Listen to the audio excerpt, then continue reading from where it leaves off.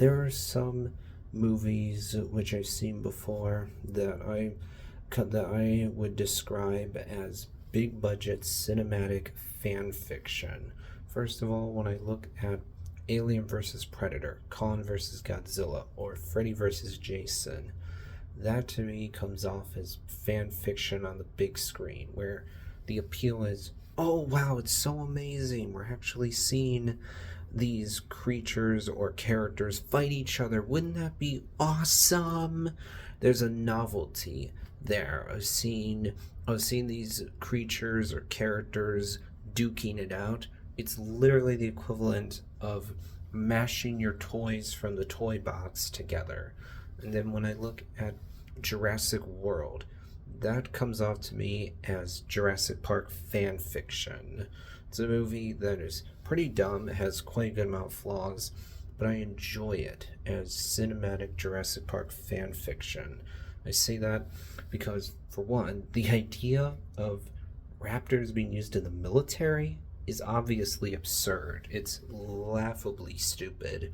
And then the fact that the end of the movie has this big battle between the T-Rex from the first film along with Owen's raptors and ultimately the Mosasaurus against the Indominus Rex makes the movie feel like fan fiction to me, because it's just like, oh wow, look at this is so awesome. It's more shallow and superficial.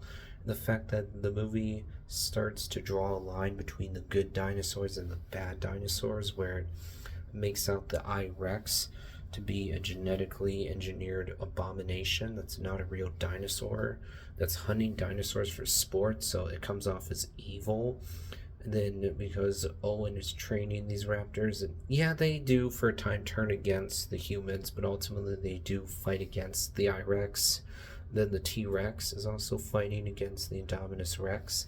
Makes it seem like, oh, these are the heroes, these are the good dinosaurs.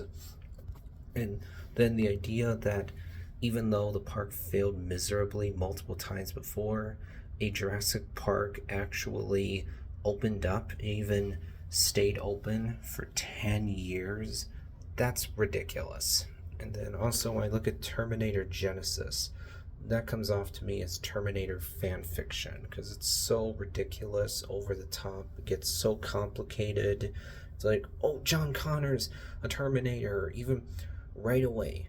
Kyle Reese goes back to 1984, like in the first film, but immediately it's like, oh, Sarah Connor was actually raised by a Terminator from a young age, so she's now a badass. Then we're fighting against a T-1000 from T2, and then we're going to the future, 2017, and now John Connor is suddenly this new magnetic Terminator, the T-3000. Then the end of the movie, oh, this T-800 has a bit of liquid metal in him, so he's a hybrid between the T-800 and the T-1000. It gets so ludicrous and over the top that I look at it as Terminator fan fiction.